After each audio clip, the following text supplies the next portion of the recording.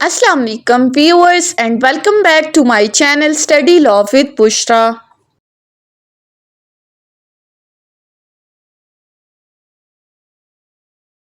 So in today's video we are going to discuss chapter 3 of Criminal Procedure Code 1898.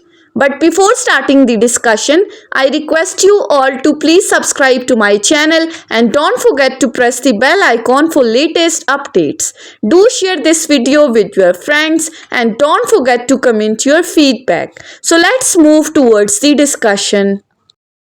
Chapter 3 of Criminal Procedure Code deals with the topic of powers of criminal courts, which starts from section 28 onwards.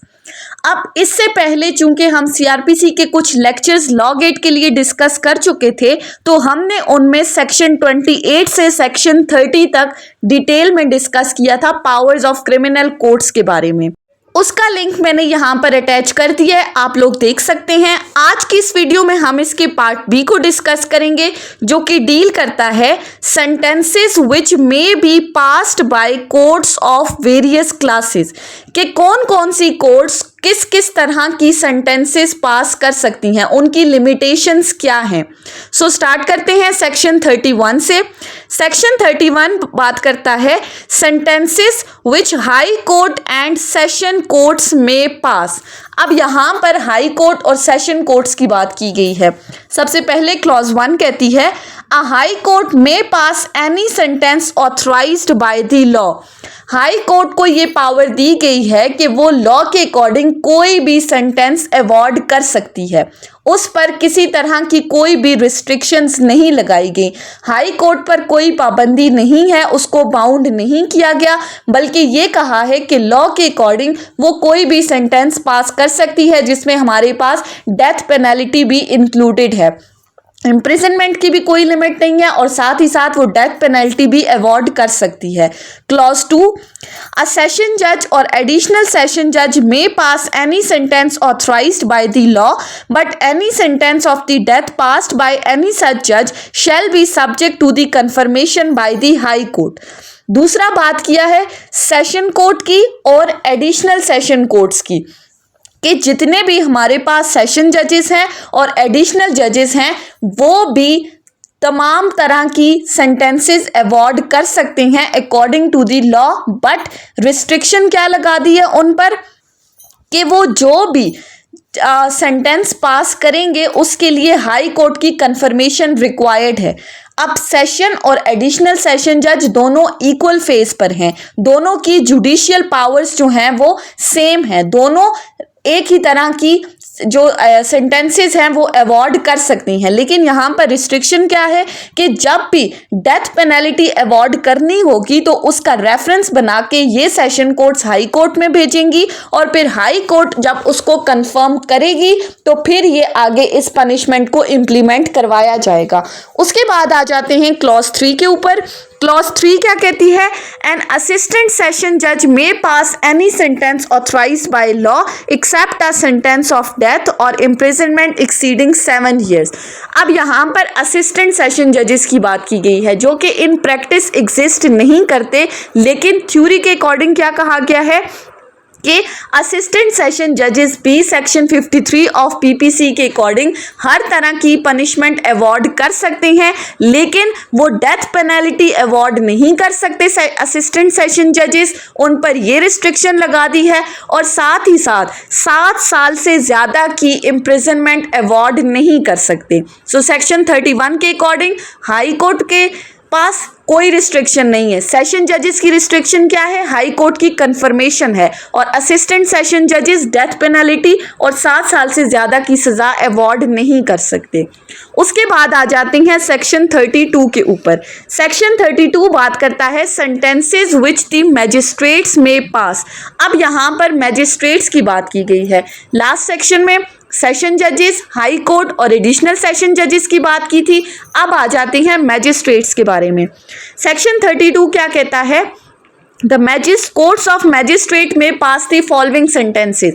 अब classes of magistrates के according उनकी powers को discuss कर दिया। First class, second class and third class. हम 1 by 1 इनको देखते हैं।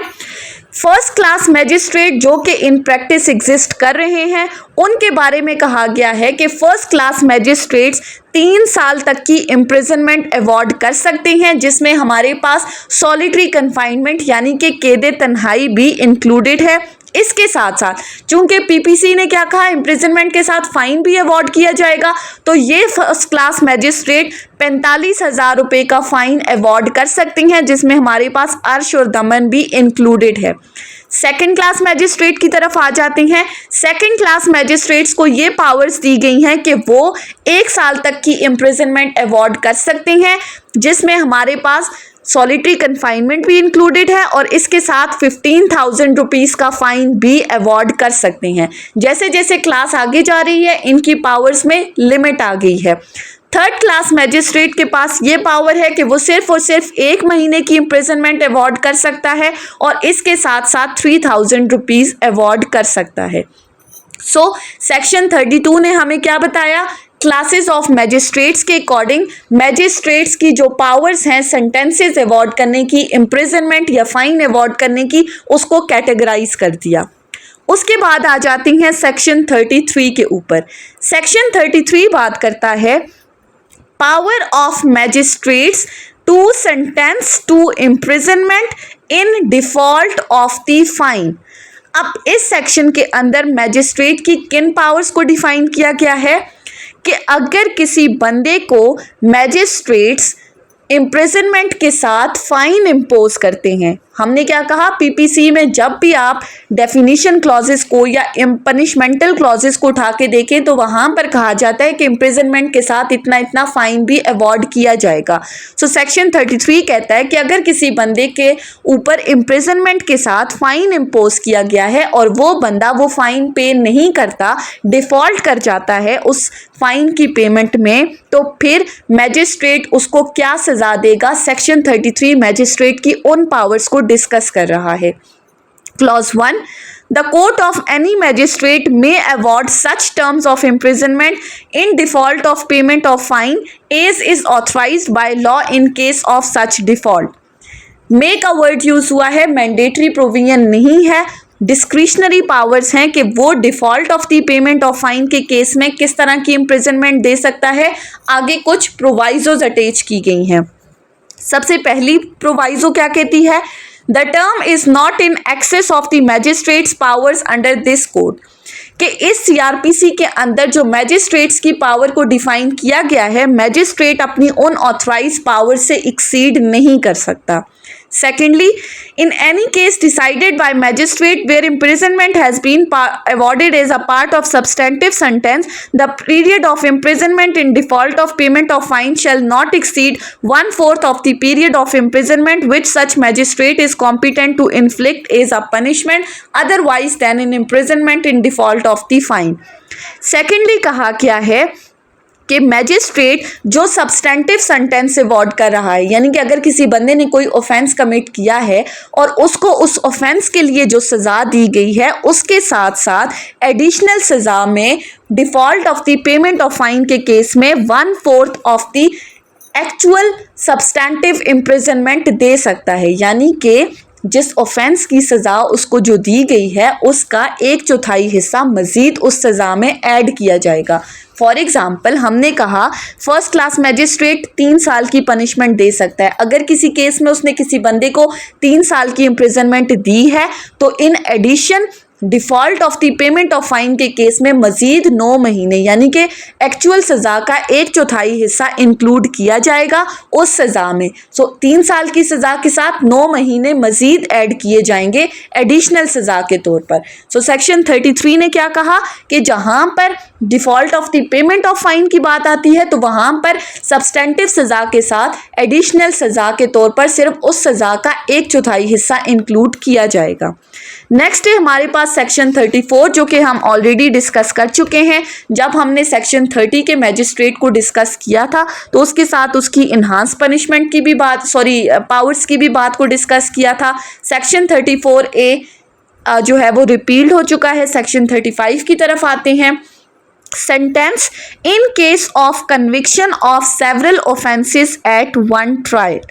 अब इस सेक्शन में बात की गई है कि अगर किसी एक ट्रायल के अंदर एक बंदे को एक से ज़्यादा ऑफेंसेस की सज़ा सुना दी गई है तो वो सज़ाएं किस तरह से रन करेंगी।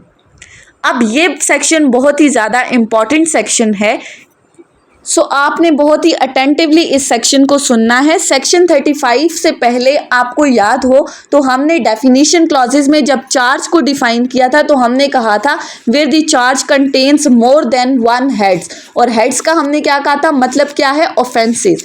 सो दैट मीन्स कि अगर किसी एक ट्रायल में एक बंदे को एक से ज़्यादा ऑफेंसेस के लिए चार्ज किया गया है और उन ऑफेंसेस की उसको सज़ा हो जाती है तो उसकी सेंटेंस किस तरह से चलेगी, कंसेक्टिवली चलेगी या कंकरेंटली चलेगी, ये सेक्शन 35 बताता है।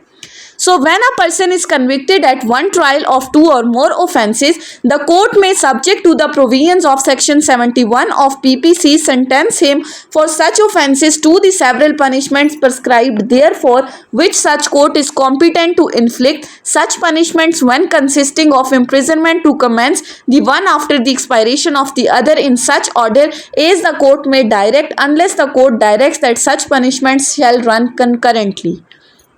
इसमें कहा गया है कि जब किसी एक ट्रायल के अंदर एक बंदे को एक से ज़्यादा ऑफेंसेस की सज़ा हो गई है तो सेक्शन 71 ऑफ द पीपीसी को कंसिडर करते हुए उसकी सज़ा को देखा जाएगा कि वो किस तरह से रन करेगी। अब सेक्शन 71 ऑफ द पीपीसी अगर आप खोलें तो वहाँ पर limit of the sentences of the offences की बात की गई है कि जहाँ पर एक बंदे ने कोई ऐसा ऑफेंस कमिट किया है जो कि पार्ट्स में चल रहा है, तो ऐसा नहीं है कि अलग अलग पार्ट के लिए उसका अलग अलग ट्रायल चला के अलग अलग सज़ा दी जाएगी, नहीं, बल्कि वो तमाम सज़ाएं जो हैं वो एक ही दफ़ा उसको दी जाएगी, एक ही बार सज़ा दी जाएगी। सो जहाँ पर एक ट्रायल के अंदर एक से ज़्यादा ऑफेंसेस हैं, फॉर एग्जांपल एक बंदा एक दूसरे के घर में गया, उसने ट्रेस पास कमिट किया, सेक्शन 452 लगा, वहाँ पर जाकर उसने किसी बंदे को हर्ट कॉज किया, 337 का कोई सेक्शन लग गया, उसके बाद उसने वहाँ पर कोई चोरी की, थेफ्ट का सेक्शन लग गया। अब ऑफेंसेस क्या हैं, एक से ज़्यादा हैं। अब अगर उस बंदे को इन तमाम ऑफेंसेस के लिए एक ही ट्रायल में सज़ा हो गई है तो फिर उसकी सज़ा दो तरह से चलेगी, या तो कंकरेंट चलेगी या कंसेक्टिव चलेगी। अब कंकरेंट या कंसेक्टिव क्या है, कंकरेंट सज़ा ये है कि तमाम सज़ाएं उसकी एक साथ ही चलेंगी, यानी कि हाउस ट्रेसपास की सज़ा, थेफ्ट की सज़ा, हर्ट की सज़ा वो एक साथ ही रन करेगी, 3-3 साल, जैसे 3 साल एक की सज़ा, 1 साल, वो एक ही साथ चलती जाएगी। जबकि कंसेक्टिव सज़ा से क्या मुराद है कि एक सज़ा ख़त्म हुई उसके बाद दूसरी सज़ा चलेगी, फिर दूसरी ख़त्म हुई तो तीसरी सज़ा चलेगी।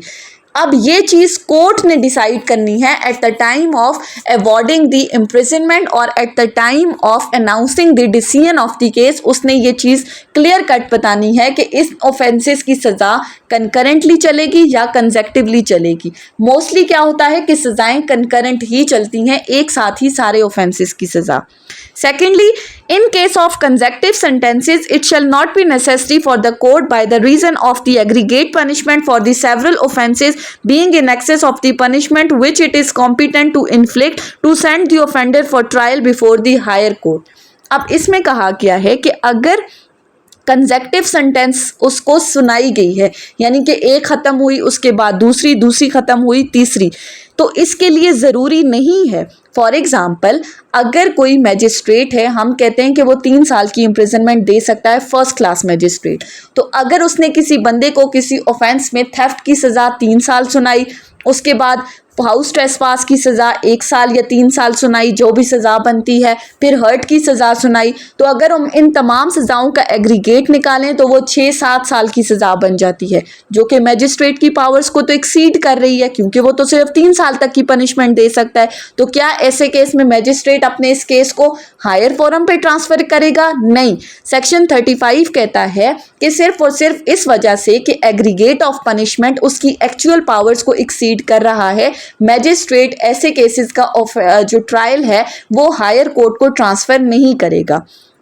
फिर इसी के साथ मैक्सिमम टर्म्स ऑफ पनिशमेंट बता दी कि मैक्सिमम कितनी सज़ा होगी।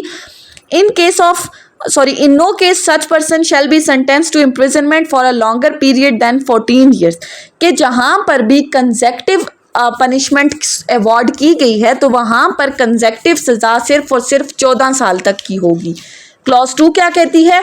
If the case is tried by magistrate the aggregate punishment shall not exceed the twice of the punishment which in the exercise of his ordinary jurisdiction competent to inflict. कि अगर किसी case का trial magistrate के पास चल रहा है तो consecutive सज़ा में यानी कि एक ट्रायल में ज़्यादा ऑफेंसेस के केसेस में उनका एग्रीगेट मैजिस्ट्रेट की एक्चुअल पावर से सिर्फ और सिर्फ डबल होगा, यानी कि वो 6 साल से ज़्यादा किसी केस में सज़ा नहीं दे सकता। Thirdly, for the purposes of the appeal, the aggregate of consecutive sentences passed under this section in case of conviction for the several offences at one trial shall be deemed to be a single sentence।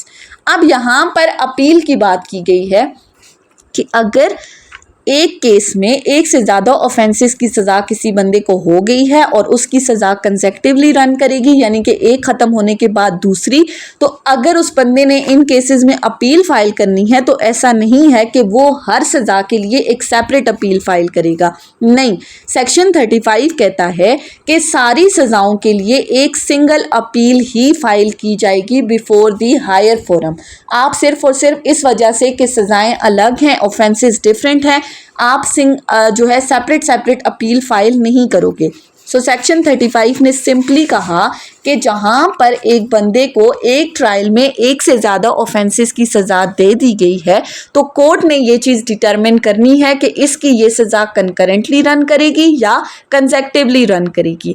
फिर दूसरी बात कि अगर किसी magistrate ने इस तरह की कोई सज़ा दे दी है जिसमें एग्रीगेट ऑफ पनिशमेंट उसकी actual power of the jurisdiction को एक्सीड कर रहा है, तो सिर्फ और सिर्फ इस वजह से कि उसका एग्रीगेट उसकी एक्चुअल पावर को एक्सीड कर रहा है वो इस ट्रायल को हायर फोरम पर नहीं भेजेगा। फिर इसी तरह मैक्सिमम सज़ा क्या होगी? वो 14 साल की होगी और मैजिस्ट्रेट को ये पावर दी गई है कि एग्रीगेट ऑफ द पनिशमेंट जो है कंसेक्टिव सज़ाओं के केसेस में उसकी ऑर्डिनरी जुरिस्डिक्शन के सिर्फ और सिर्फ ट्वाइस होगा, उसके ज़्यादा नहीं होगा। फिर अपील के केस में आप सिर्फ और सिर्फ सिंगल अपील फाइल करोगे। सो ये थी हमारी आज की डिस्कशन सेक्शन 31 से सेक्शन 35 के ऊपर। आई होप कि आपको ये लेक्चर समझ में आया होगा। अगर आपने इस वीडियो को अटेंटिवली सुना है तो अगर आपको ये वीडियो अच्छी लगी है तो इस वीडियो को लाइक करें, कमेंट करें और चैनल को ज़रूर सब्सक्राइब करें। Thank you so much for watching this video. Till then, अल्लाह हाफिज़।